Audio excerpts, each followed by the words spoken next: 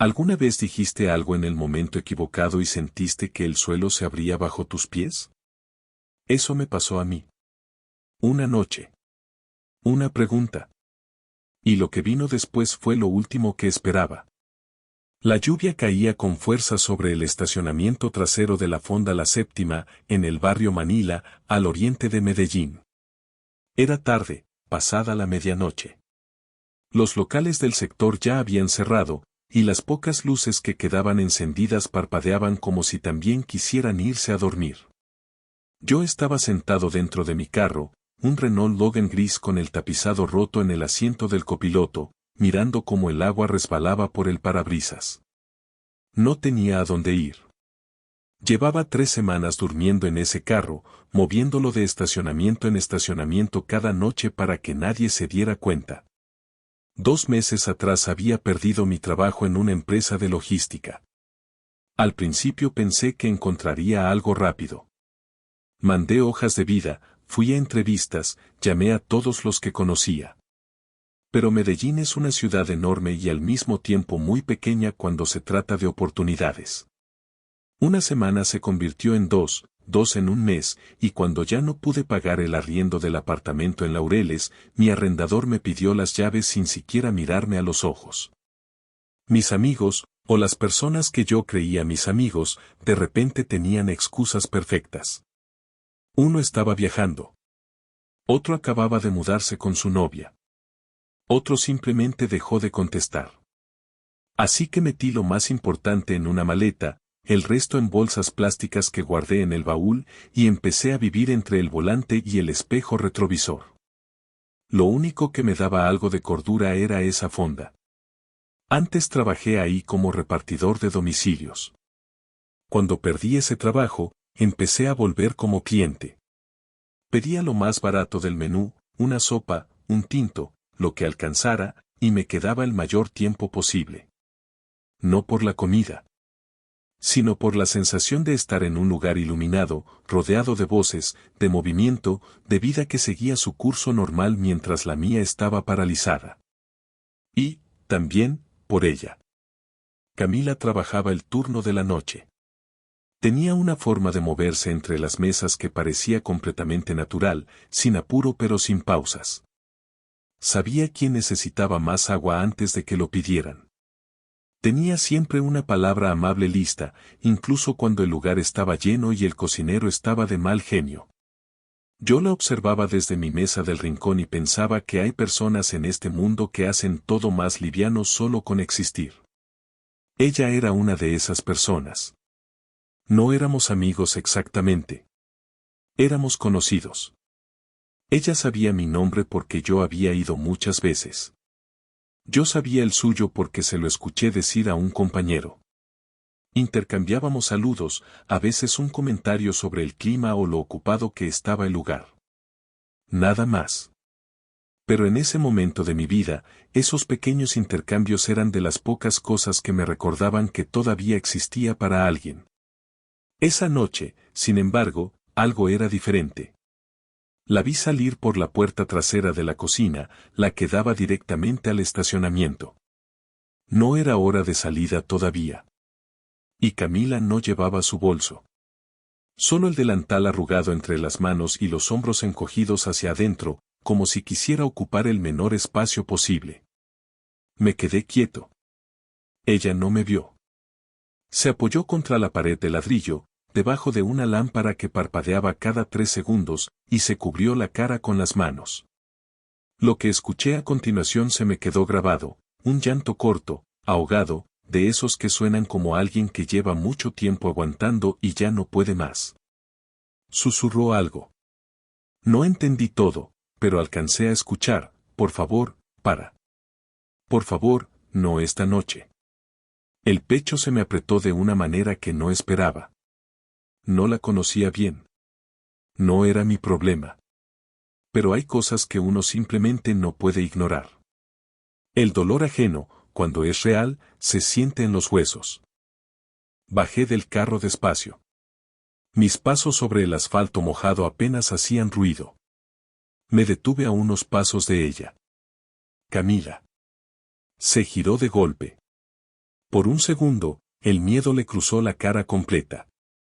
Luego me reconoció, y ese miedo se convirtió en algo diferente. Alivio, quizás. Mezclado con vergüenza. Mezclado con algo que no supe nombrar en ese momento. Mateo. ¿Qué haces aquí tan tarde? No podía decirle la verdad. Que vivía en ese carro estacionado a 5 metros de donde ella estaba parada. Así que dije lo primero que se me ocurrió. Estaba a punto de irme. Ella asintió, pero seguía mirando hacia la puerta de la cocina con los ojos muy abiertos, como si esperara que alguien saliera por ahí en cualquier momento. Luego me miró a mí. Y con una voz que temblaba más que sus manos, dijo, ¿puedes llevarme a casa? Por favor. Dije que sí. Por supuesto que dije que sí. Pero justo después, sin pensar, sin filtrar, con el agotamiento de 3 semanas acumulado en la garganta, dije en voz alta lo que jamás debí haber dicho. Entonces, ¿dónde duermo? El silencio que siguió fue el más largo de mi vida. Hay momentos en que uno quisiera poder agarrar sus palabras del aire y tragarlas de vuelta. Este era ese momento. Camila me miró fijo. El parpadeo de la lámpara sobre nuestras cabezas hacía que su expresión fuera difícil de leer. Sus ojos pasaron de la sorpresa a la confusión y luego a algo parecido a la preocupación. La lluvia seguía cayendo, más suave ahora, como si el mundo también quisiera escuchar qué iba a pasar después.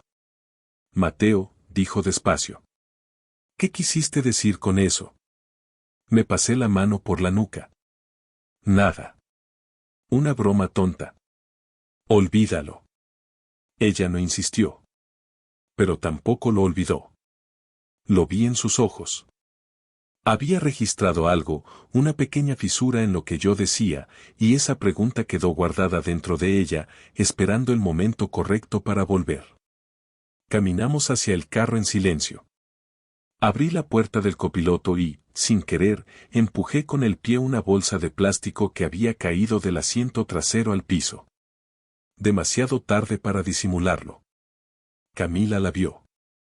No dijo nada. Subió al asiento, se acomodó el cinturón y miró hacia el frente. Arranqué el motor. El radio se encendió solo con una canción lenta. Lo apagué de inmediato. Su barrio quedaba al sur, cerca del parque de Envigado, unos 20 minutos de la fonda.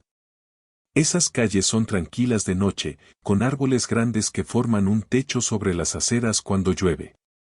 En esos 20 minutos, ninguno de los dos habló casi nada. Ella tenía los dedos entrelazados sobre las rodillas.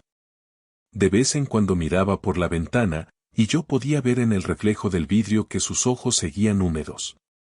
No estaba llorando, pero tampoco estaba bien. A mitad del camino, al pasar por el puente sobre la quebrada, habló. Mi ex vino esta noche. Lo dijo directo, sin introducción, como quien suelta algo que ha cargado demasiado tiempo. No respondí de inmediato. Esperé. Lleva meses apareciendo, continuó. A veces llama, a veces manda mensajes. Pero esta noche se paró en la puerta de la fonda mientras yo trabajaba. Me esperó hasta que salí a limpiar las mesas de afuera. Pausa. Y me agarró la muñeca. Apreté las manos sobre el volante. ¿Te lastimó?, pregunté.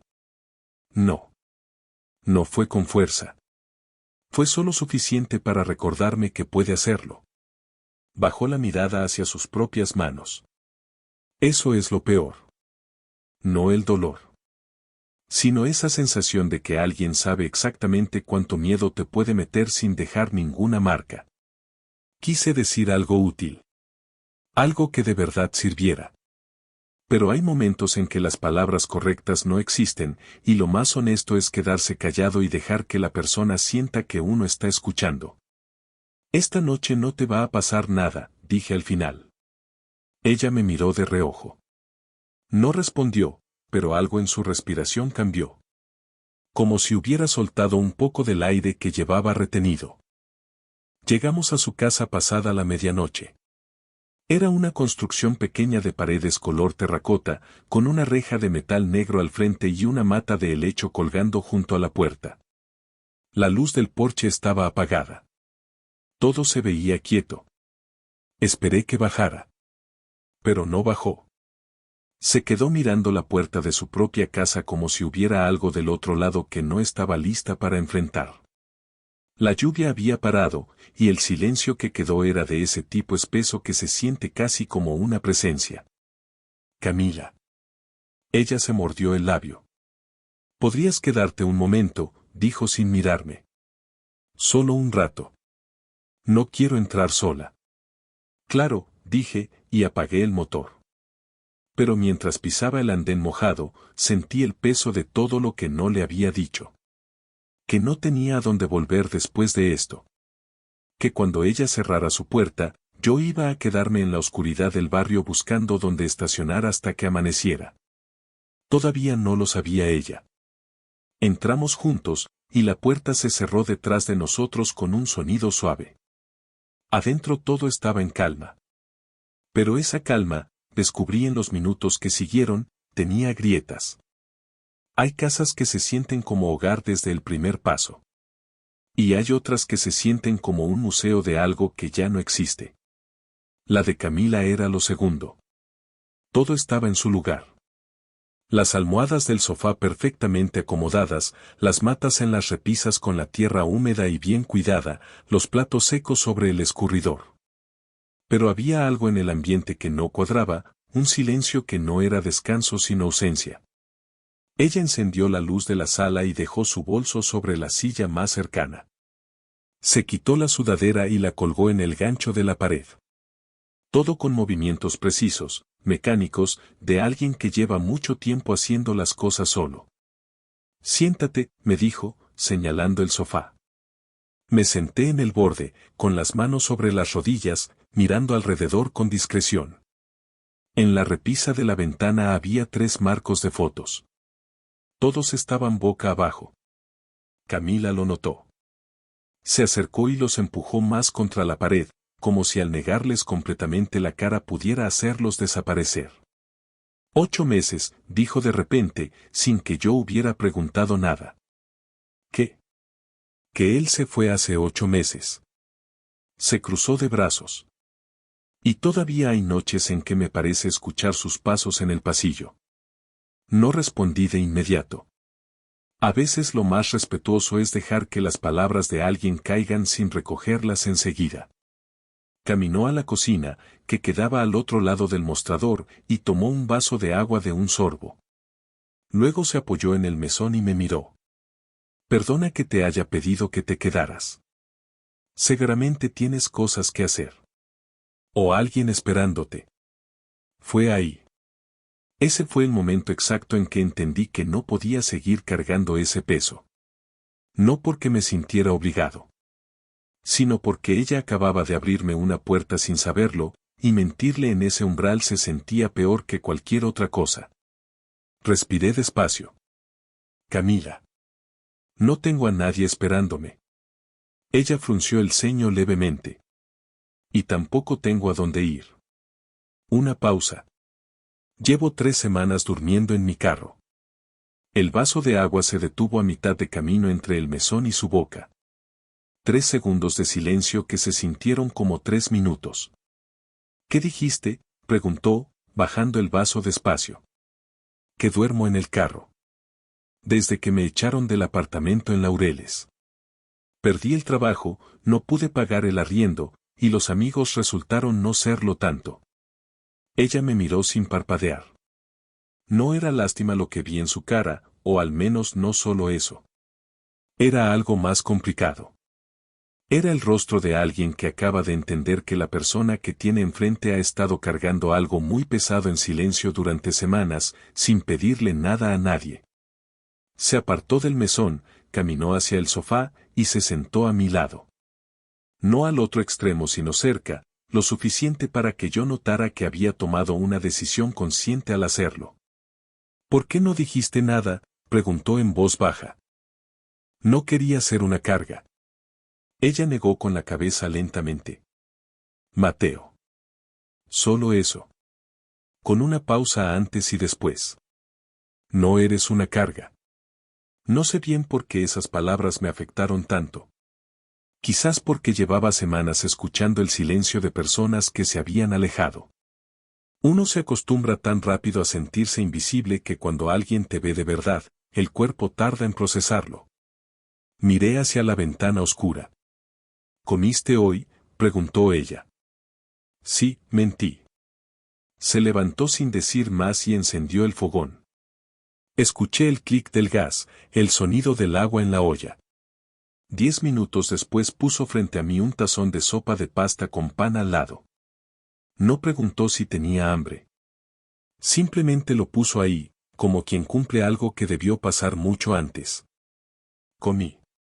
No dije mucho. Ella tampoco. Pero había algo en ese silencio completamente diferente al del viaje en carro. Ese había pesado. Este respiraba. Cuando terminé, recogió el tazón, lo lavó y se secó las manos. Luego se giró. Puedes dormir aquí esta noche. En el sofá. No tienes que irte. Quise responder, pero ella levantó la mano levemente. No es un favor, dijo. Es lo correcto.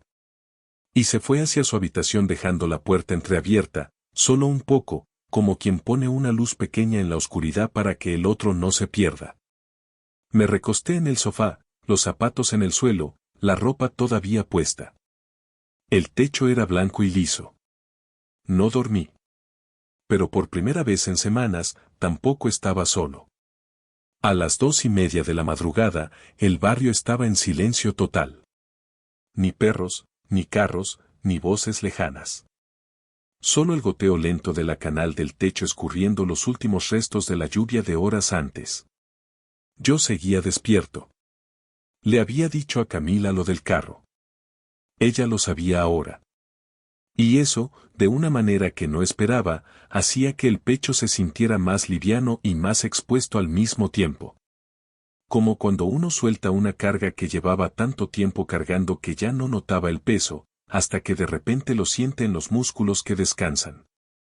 Escuché un ruido suave en el pasillo. Pasos cortos. Despacio. Mateo. Un susurro tan suave que casi pensé que lo había imaginado. Me incorporé. Camila estaba parada en el marco de la puerta de su habitación, con pantaloneta y la camiseta verde de antes, el cabello suelto sobre los hombros. La poca luz que entraba por la ventana de la sala le daba a su cara un tono gris plateado. ¿Estás despierto?, preguntó. Sí. Entró descalza, con pasos cuidadosos sobre el piso frío. Se sentó en el suelo junto al sofá, con la espalda apoyada contra el borde y las rodillas contra el pecho. ¿No puedes dormir?, pregunté. No. Pasa seguido. Me despierto a esta hora y la cabeza empieza a trabajar sola. Me senté en el sofá, con los codos sobre las rodillas. ¿Qué piensas?, pregunté. Ella tardó en responder. ¿En qué debía haberme ido antes? De esa relación. Su voz era tranquila, no llena de rabia sino de algo más honesto que eso. Vi las señales y me quedé de todas formas. Uno se convence de que si pone más de su parte las cosas van a cambiar. Y termina poniendo tanto que ya no sabe dónde quedó uno mismo. Miré hacia la repisa. Los 3 marcos seguían boca abajo. ¿Eran fotos de él?, pregunté. De los 2, dijo. No las tiro porque me parece que tirarlas es admitir que desperdicié 3 años. Y no las volteo porque verlas duele. Se encogió de hombros con un gesto cansado. Así que las dejé en el medio. Me pareció una de las cosas más honestas que había escuchado en mucho tiempo. Yo tengo una caja en el baúl del carro, dije, sin haber planeado decirlo. Con cosas del apartamento. Fotos, un par de libros, la taza que me regaló mi mamá cuando me fui de casa. Las guardo porque deshacerme de ellas sería como decir que nada de eso fue real. Camila giró la cabeza y me miró. ¿Tu mamá sabe cómo estás? Negué con la cabeza. ¿Por qué no le dices? Porque ya tiene suficiente. Vive en Manizales, sola desde que mi papá murió hace 4 años. No quiero que se preocupe por algo que no puede resolver desde allá. Ella no dijo que me entendía de una forma vacía, de esas que se usan para llenar el silencio. Solo asintió despacio, como quien guarda lo que escucha con cuidado. Nos quedamos callados un rato. No fue un silencio incómodo. Fue el tipo de silencio que existe entre personas que han decidido, sin palabras, que ya no necesitan seguir demostrando nada. En algún momento ella apoyó la cabeza contra el borde del sofá, justo al lado de donde yo estaba sentado. Sin pensarlo, bajé la mano, y ella la tomó. Sin mirarme. Sin decir nada. Solo la tomó, como si fuera lo más natural del mundo. Dos personas golpeadas por cosas distintas, encontrando un punto de contacto quieto en medio de la madrugada. No sé en qué momento me quedé dormido. Pero cuando abrí los ojos, la luz afuera ya era ese azul grisáceo que llega antes del amanecer, y Camila seguía en el mismo lugar, con la cabeza apoyada y la mano todavía en la mía, respirando con calma. Por primera vez en semanas, yo también había dormido. Y lo curioso es que no fue en una cama. Fue en un sofá ajeno, en una casa prestada, junto a alguien que hacía una semana era poco más que un saludo. Pero fue el sueño más reparador que había tenido en mucho tiempo. Me desperté con el olor a café. No el café instantáneo de los envases baratos que yo preparaba en el carro con agua caliente de una botella térmica. Era café de verdad, de esos que se hacen lentos, que llenan toda la habitación de un olor que convence al cuerpo de que vale la pena levantarse. Camila estaba en la cocina. Había abierto la ventana pequeña sobre el fregadero, y por ahí entraba la luz gris de la mañana junto con el sonido lejano de un bus frenando en la esquina. Llevaba el cabello en un moño suelto, diferente al recogido apurado del turno de trabajo, y la misma camiseta verde de antes. Se movía entre el fogón y la nevera como si la cocina fuera el único lugar donde se sentía completamente en paz. Me incorporé en el sofá. La espalda estaba un poco tiesa, pero había dormido más horas seguidas que en todas las semanas anteriores juntas. Doblé la cobija y la puse sobre el brazo del sofá. Buenos días, dijo ella sin girar la cabeza. ¿Huevos con tomate? No recordaba la última vez que alguien me había preguntado eso. Sí. Gracias. Fui al baño, me lavé la cara con agua fría, y me miré al espejo un momento. Ojeras. El cabello aplastado por un lado. La misma ropa del día anterior. No había nada que pudiera hacer al respecto en ese instante, así que salí y me acerqué a la cocina. ¿Puedo ayudar en algo? Ella señaló una cebolla y un cuchillo sobre la tabla de madera. Pica eso. Nos pusimos a cocinar juntos sin hablar mucho. Ella revolvía los huevos. Yo picaba. De vez en cuando nos cruzábamos frente al fogón y nos movíamos sin chocarnos, como si ya conociéramos el ritmo del otro. Fue en esos minutos, entre el ruido del aceite y el vapor del café, cuando sentí algo que no sabía cómo nombrar. No era felicidad exactamente. Era algo más pequeño y más sólido que eso. Era la sensación de estar presente. De existir en un lugar específico, con una persona específica, haciendo algo tan simple y tan humano como preparar el desayuno. Comimos en la mesa pequeña. Ella puso música desde el celular, algo en guitarra sin letra. La luz entraba oblicua y hacía rayas largas sobre el piso de madera. ¿Cuánto llevas en Medellín?, preguntó de repente. 5 años. Vine de Manizales buscando trabajo. Al principio me fue bien en la empresa de logística. Tenía estabilidad. Luego llegó una reestructuración, recortaron personal, y yo fui de los primeros en salir. ¿Y ahora? Ahora estoy empezando desde el principio. Lo dije sin amargura. Era un hecho, nada más. Ella asintió. Yo soy de acá, dijo. Toda mi familia está a 20 minutos en carro. Y aún así hay noches en que me siento más sola que si estuviera al otro lado del mundo. La miré. Eso pasa cuando la persona con quien vivías llenaba el espacio de una manera que uno no nota hasta que se va, dije. Ella levantó los ojos del plato. Sí, dijo. Solo eso. Pero lo dijo de una manera que me indicó que había dado exactamente en el punto justo. Terminamos de comer. Recogimos los platos juntos. Yo lavé, ella secó. Una cosa tan cotidiana que casi dolía de lo bien que se sentía. Luego fui al baño a colgar la toalla, y cuando volví a la sala para recoger mis zapatos, Camila estaba parada junto a la puerta principal. Los brazos cruzados, no de forma defensiva sino como quien se abraza a sí mismo antes de decir algo que le cuesta. Mateo. Sí. Me miró directo. No vuelvas al carro. Me detuve. ¿Cómo? Que no vuelvas a dormir ahí. Cambió el peso de un pie al otro. Quédate aquí mientras buscas trabajo. El sofá no es cómodo del todo, pero es mejor que el asiento de un Logan en un estacionamiento. Camila, yo no puedo. Anoche me ayudaste a sentirme segura, dijo, interrumpiéndome con voz suave pero firme. No pediste nada a cambio. No hiciste preguntas de más. Solo estuviste ahí. Pausa breve. Déjame hacer lo mismo por ti. La miré un momento largo. ¿Por qué? No era desconfianza. Era la pregunta genuina que uno hace cuando algo bueno pasa y no termina de creerlo. Ella soltó un suspiro pequeño y sonrió apenas.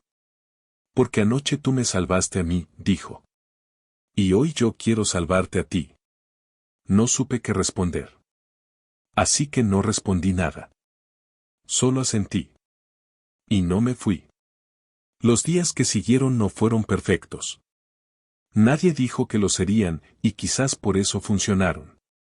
Camila salía a trabajar sus turnos de noche en la fonda y yo me quedaba en la casa, mandando hojas de vida desde el celular conectado a su wifi, revisando portales de empleo, haciendo llamadas que a veces terminaban bien y a veces en nada.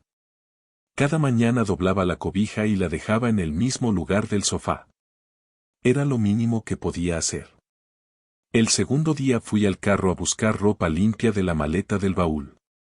Cuando me duché con agua caliente de verdad por primera vez en semanas, me quedé bajo el chorro más tiempo del necesario, sin pensar en nada en particular. A veces las cosas pequeñas dicen más que cualquier conversación. Una tarde, mientras Camila dormía después de su turno, yo estaba sentado en el piso de la sala con una libreta abierta, repasando contactos que todavía no había llamado. Escuché su puerta abrirse y el sonido familiar de sus pasos descalzos sobre el piso. Apareció en la entrada de la sala con el cabello revuelto y cara de recién despertada. Me miró, miró la libreta, me miró de nuevo. ¿Almorzaste? Sí. Hice arroz y frijoles con lo que había en la despensa. Te dejé en la olla. Ella fue a la cocina a servirse y volvió con el plato. Se sentó en el suelo a mi lado, con la espalda apoyada en el sofá, igual que aquella primera noche. Esta vez yo lo noté, y algo en eso me hizo querer sonreír sin razón aparente. ¿Hay algo en esa libreta?, preguntó mientras comía. Una empresa de distribución en Itagüí. Necesitan un coordinador de rutas. Es exactamente lo que hacía antes. Me contacté esta mañana y me dijeron que me llaman para una entrevista esta semana. Asintió despacio. Eso suena bien. Puede ser nada, dije.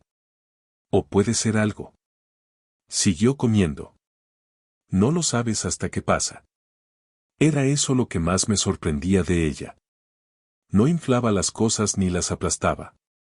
Las ponía del tamaño exacto que eran y las dejaba ahí para que uno decidiera qué hacer con ellas.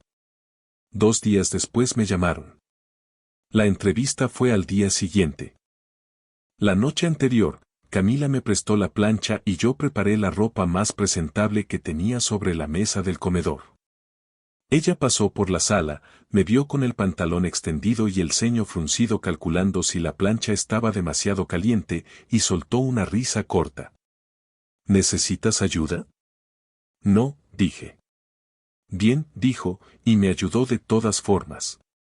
Planchamos juntos en silencio, con música de fondo desde su celular y la luz amarilla de la lámpara de la sala. Fue una de esas noches que no tienen nada de especial en el papel pero que uno recuerda con claridad mucho tiempo después. A la mañana siguiente salí temprano. Ella me esperó despierta aunque era su día libre, sin hacer preguntas, sin añadir presión. Cuando volví, estaba en el sofá con un libro abierto en las rodillas. Me miró por encima de la página. ¿Cómo te fue? Creo que bien. El jefe de área me preguntó sobre coordinación de rutas y manejo de proveedores, cosas que supe responder porque las viví durante años. Hay otro candidato, pero me van a dar respuesta en 3 días. Cerró el libro. 3 días es manejable, dijo. Me senté en la silla frente a ella. Camila. Tengo que preguntarte algo. Levantó una ceja. ¿Por qué has hecho todo esto? No de manera general. De verdad. La miré. Apenas nos conocíamos. Podría haber resultado cualquier cosa. ¿Por qué confiaste en mí? Apoyó el libro en la mesita y pensó de verdad antes de responder.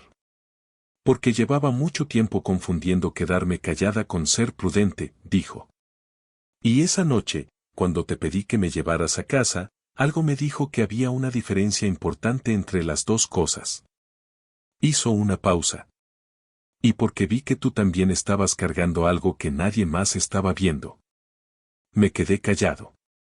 Además, añadió, y una sonrisa pequeña apareció en su cara, alguien que duerme 3 semanas en un carro sin pedirle nada a nadie no es exactamente alguien a quien uno deba tenerle miedo. Me reí. Una risa corta, sorprendida, de esas que salen cuando uno no las espera. A los 3 días me llamaron. Quedé con el trabajo. Empezaba la semana siguiente. Esa noche, cuando llegué a la casa con la noticia, Camila no dijo nada al principio. Solo me miró un segundo, y luego fue directo a la cocina. Escuché que abría la nevera, movía cosas, encendía el fogón. Salí a asomarme y vi que había ingredientes sobre el mesón que no estaban ahí esa mañana. ¿Fuiste al mercado hoy?, pregunté. Por si acaso, dijo sin voltear. Puse la mesa. Busqué los vasos buenos en el armario. Doblé las servilletas como si supiera lo que estaba haciendo, aunque claramente no sabía. Cuando Camila lo vio, volvió a reírse de esa misma manera espontánea, y yo entendí que esa risa era de las cosas por las que vale la pena ponerse a doblar servilletas aunque queden torcidas. Comimos y hablamos más que en cualquier noche anterior.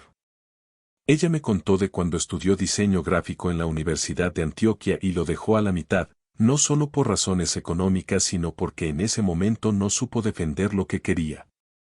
Yo le conté de mi papá, de cómo me enseñó a manejar en un potrero cerca de Manizales cuando yo tenía 14 años, de cómo extraño esas tardes aunque ya no pueda volver a ellas. Fue una conversación sin urgencia. Sin necesidad de llegar a ningún lado. Solo 2 personas conociéndose de verdad, sin prisa, sin máscaras. Al final de la noche, cuando ya recogíamos los platos, ella dijo algo que no esperaba. Cuando consigas tu propio lugar, esta puerta va a seguir abierta. La miré. Eso no es caridad, aclaró antes de que yo pudiera hablar. Es solo decirte que lo que se construyó aquí no desaparece porque cambies de dirección. No respondí con palabras. Solo asentí, y creo que ella lo entendió. Entonces hizo algo que no olvidé. Caminó hacia la repisa de la ventana, recogió los 3 marcos de fotos, los llevó a la mesa del comedor y les limpió el polvo con la manga de su camisa. Con cuidado. Sin drama. Y los puso de frente, en su lugar, como siempre debieron haber estado. No dijo nada. No hacía falta. Hay cosas que sanan así, sin anuncio, sin discurso. Solo un gesto preciso en el momento exacto. Yo lo vi. Y entendí que sanar no siempre es olvidar. A veces es simplemente decidir mirar de frente lo que fue y seguir caminando de todas formas. Los dos lo habíamos hecho esa semana, cada uno a su manera. No porque fuéramos iguales, sino porque los dos sabíamos lo que era estar roto, y ninguno de los dos le había tenido miedo a reconocerlo frente al otro. A veces el hogar no es un lugar. A veces es la persona que eligió quedarse cuando tenía todas las razones para no hacerlo.